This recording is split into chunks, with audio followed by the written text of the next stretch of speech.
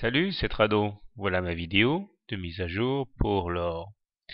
L'or continue son bonhomme de chemin et nous avons quasiment fini notre rotation dans le canal noir puisque à quelques dollars près, 2 dollars, nous avons failli percuter le haut du canal noir. Nous terminons une fois de plus au-dessus de la Bollinger supérieure, ce qui montre un accroissement de la volatilité et augure du meilleur pour la suite des événements, du moins tant que nous ne clôturons pas à l'intérieur des Bollinger. Les indicateurs techniques sont très bien orientés avec un MACD au-dessus de son signal, un momentum également positif et le stochastique à 92, c'est-à-dire supérieur à 80, c'est-à-dire que les haussiers sont toujours clairement les maîtres du jeu.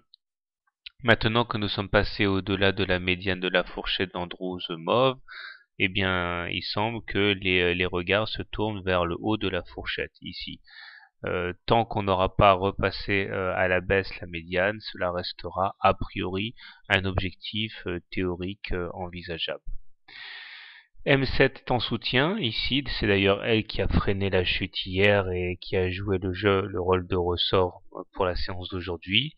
La M20 est également haussière, ce qui signifie qu'elle sera comme un support a priori en cas d'attaque baissière, au même titre que le bas du canal noir. Ici on a en fait une convergence de support assez confortable pour ceux qui sont haussiers.